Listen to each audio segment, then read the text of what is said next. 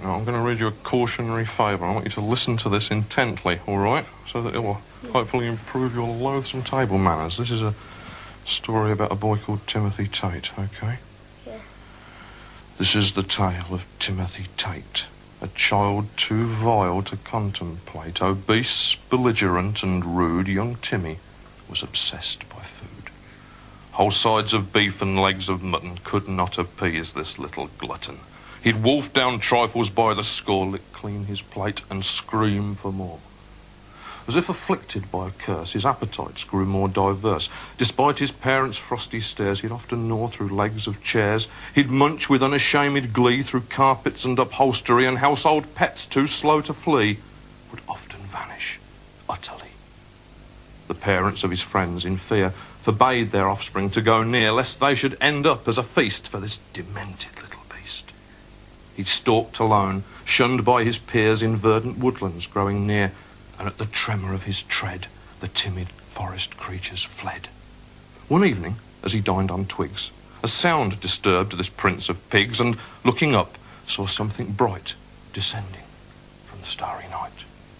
The glowing disc dropped from the sky towards a leafy glade nearby, and from its hatch, as Timmy hid, a brace of curious creatures slid.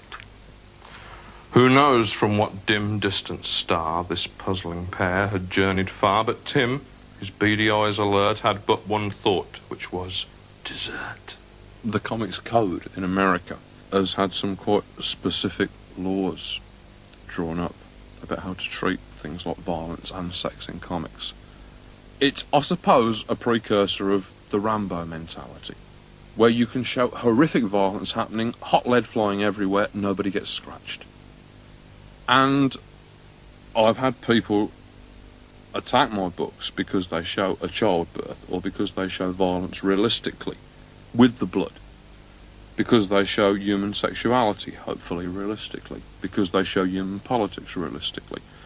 And I've had people saying, that this is destroying the innocence of childhood, you know, sort of how can you push this sort of depressing, sordid, real-world filth down the mouths of our kids? I mean, the main thing that seems to irritate them seems to me to be political, in that they want us to show superheroes and other comic characters as perpetual Boy Scouts. They don't want us to show a world in which authority can ever be corrupt, or in which anything ever goes wrong. And the main thing that they cite as a reason for this is that it is harmful to the small and vulnerable minds of children, which, obviously, I'm a parent myself. I mean, I've got Leah and Amber, and basically my feeling is that the world that we have been careless enough to leave laying around for our children to inherit is a place which is sometimes hostile, which is sometimes dangerous, which has got a lot of very frightening edges to it. And the only way that I can help my children, the only real sort of chance that I can give them of securing their emotional and physical and psychological survival, is to actually tell them about the stuff that's going on in the world. If there are sort of nuclear pollutants and poisons laying around, let's tell them about that. If there are psychopaths lurking upon every street corner, they should know. I don't think that it does children any service to present them this artificial, pastel-coloured Care Bear world in which everybody is friendly, everybody wants to hug each other. Listen, Pally boy, there's people who fought in Dunkirk in the last war, and if you ask them about all of this, they'd think that it was a load of bollocks. I wouldn't say that. Recently, I've been working with a group called the CCCO in America, which is helping conscientious objectors. Maybe if there'd been people doing comics like the one that we're intending to do, which will be working with actual servicemen giving their memory of what real life was like in the forces, maybe if there'd been more people back then who were able to point out just what the reality of warfare was, maybe some of those people who were at Dunkirk would have more limbs or fingers than they had now, or less dead friends. Oh, well, in that case, forgive me, not just bollocks then, subversive bollocks. Is that the case? It seems to me that anything these days which is slightly to the left of Genghis Khan is immediately labelled subversive.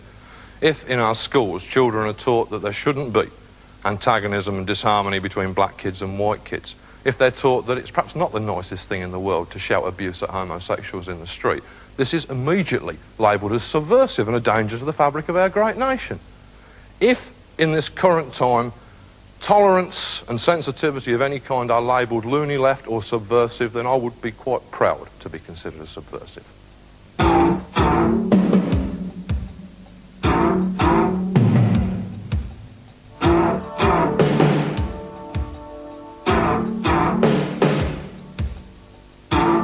We did an episode of Swamp Thing entitled The Nuke Face Papers, which dealt with this horribly irradiated wino called Nuke Face, who used to drink nuclear sludge instead of methylated spirits. And we'd have him walking through the swamps, leaving luminous blue footprints wherever he trod, and the fruit would be growing riper and rotting and falling off the trees as he passed. At the end of the story, we have him waking up after most of the other characters believe that he's dead, but in fact he's just been sleeping off a hangover. And we have him rise to his feet and realise that he's got no more of the nuclear waste which he needs to sustain him. So we have him stumbling off into the bayous, just this wrecked and sort of debilitated figure, and he's saying, I know that there's some more of it out there somewhere. And if I have to look all over this country, I'm going to find it. If I have to look in every state, in every neighbourhood, in every street, I'm going to find it. And then he walks off into the bayou, just shambling, leaving the dead grass behind him, poisoning everything he touches. And he says, Heads up, America! Here I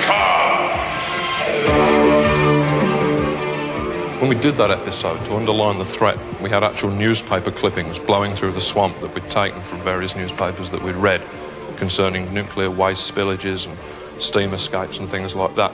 Particularly, we used a lot of clippings from the test areas in Utah where the Americans dropped their atom bombs. These were clippings from school teachers who'd said, yes, I can remember the children coming in every morning to school and saying, did you see it, Mrs. Kelsey? Did you see the flash?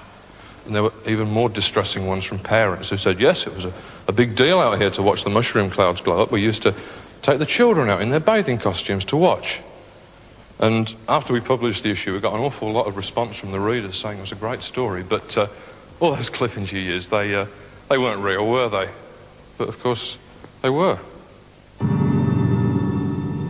there's an old Chinese adage that if the artist does not feel excited or sad or happy when he's drawing the picture, he has no right to expect the audience to feel those emotions.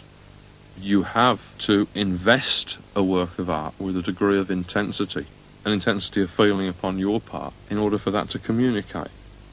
Well, come on, I mean, what makes you special? I mean, you're just a jerk like everybody else. What makes you think that you know what's going on? I know as well as anybody else is what is going on. That all that anybody upon this particular planet can do, finding themselves surrounded by a web of information, much of which might be untrue, some of which may be valid, they have to make up their own mind. They have to think as much as they can about what is right, try to work out what courses of action seem to be the most pro-survival, which courses of action are going to make things a little bit better and certainly not hurt anybody else. As somebody who lived through the latter part of the 60s and the early 70s, obviously I believe that people's minds can be changed. That if you shout about something vehemently enough, it might make a difference. It is obviously a very big factor if you're planning a power plant, just what the political consensus is in the area where you're planning to build it. If there are an awful lot of people who are fanatically anti-nuclear, it might just be better to sort of leave that area alone and build it somewhere else. There is no doubt about it that this is an element in 1980s politics.